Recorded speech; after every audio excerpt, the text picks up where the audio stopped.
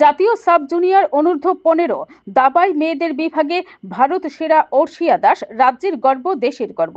তাকে শুভেচ্ছা ও সম্মান জানাতে প্রাক্তন কেন্দ্রীয় মন্ত্রী প্রতিমা ভৌমিক তার বাসভবনে যান।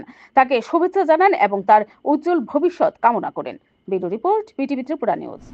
আর নেক্সট তো আমার অনেকগুলো টুর্নামেন্টই রয়েছে, যেমন ওড়িশা লিগ আছে, তারপরে আমাদের ত্রিপুরা স্টেটে ন্যাশনাল হচ্ছে SGFI, and then national senior women's আছে কলকাতাতে, তারপর আছে ন্যাশনাল আন্ডার 19।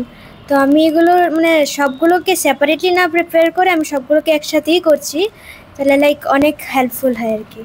আর আমার যে ন্যাশনালসের যা আছে, লাইক আমার সবগুলোর মধ্যে আমার ভালো পারফরমেন্স করার খুব ইচ্ছা। আজকে আমরা আমাদের বিস্ময়কর যে রাজ্যের প্রতিভাবান দাবাড়ু আরশিয়া দাসের ঘরে এসেছি।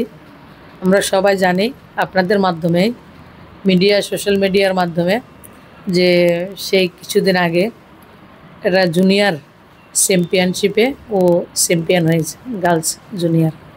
তো এটাতে হওয়াতে প্রতিনিয়ত মানে কন্টিনিউ সে বিভিন্ন কম্পিটিশানে ও খেলছে এবং রাজ্যকে গৌরবান্বিত করছে। পাশাপাশি এই চ্যাম্পিয়ন হওয়ার পরে ওর জন্য একটা ভালো রাস্তা খুলে দেওয়া হয়েছে। সেটা হচ্ছে ন্যাশনাল এশিয়ার যে টপ করা, কমনওয়েলথে এন্ট্রি করা, ইন্টারন্যাশনাল ম্যাচগুলি ও খেলতে পারবে।